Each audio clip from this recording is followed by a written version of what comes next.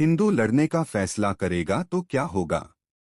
मोहन भागवत बोले, बांग्लादेश के हिंदू खुद को पड़ोसी देश बांग्लादेश में जारी राजनीतिक उथल-पुथल और अल्पसंख्यकों पर हो रहे हमलों के बीच राष्ट्रीय स्वयंसेवक संघ के प्रमुख मोहन भागवत ने एक बड़ा और कड़ा संदेश दिया है। मुंबई में संघ के शताब्दी वर्ष के उपलक्ष्य में आयोजित एक कार्यक्रम में भागवत ने स्पष्ट किया कि संकट की इस घड़ी में बांग्लादेश का हिंदू समाज खुद को असहाय न समझे।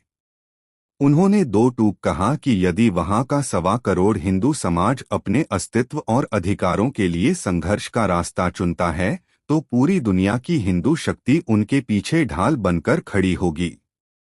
बांग्लादेश हिंसा और वैश्विक एकजुटता। मोहन भागवत का यह बयान ऐसे समय में आया है जब शेख हसीना सरकार के पतन के बाद बांग्लादेश से हिंदुओं के खिलाफ हिंसा, लूटपाट और प्रताड़ना की खबरें लगातार सुर्खियां बन रही हैं। भागवत ने इस मुद्दे पर हिंदुओं को एकता का मंत्र देते हुए विश्वास दिलाया कि सीमा पार बैठा हिंदू समाज अकेला नहीं है। उन्होंने कहा कि संघर्ष की स्थिति में वैश्विक हिंदू समुदाय उनकी हर संभव मदद के लिए आगे आएगा।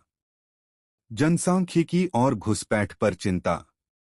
अंतर्राष्ट्रीय मुद्दों के साथ साथ सरसंघचालक ने देश की आंतरिक चुनौतियों पर भी अपनी राय रखी।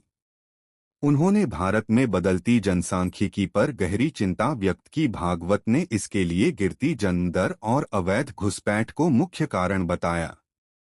उन्होंने पिछली सरकारों पर निशाना साधते हुए कहा कि पहले इस दिशा में ठोस कदम नहीं उठाए गए, लेकिन वर्तमान सरकार अब इस विषय पर सक्रियता से काम कर रही है। जातिवाद और संघ की कार्यप्रणाली। संघ पर अक्सर लगने वाले जातिवाद के आरोपों का जवाब देते हुए मोहन भागवत ने कहा कि राष्ट्रीय स्वयंसेवक संघ में जाति के आधार पर कोई भेदभाव नहीं होता।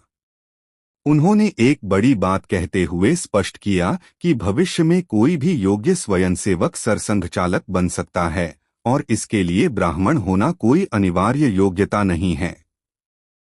उन्होंने स्पष्ट किया कि संघ किसी भी कॉर्पोरेट घराने से चंदा नहीं लेता, बल्कि यह पूरी तरह अपने स्वयंसेवकों के सहयोग से संचालित होता है।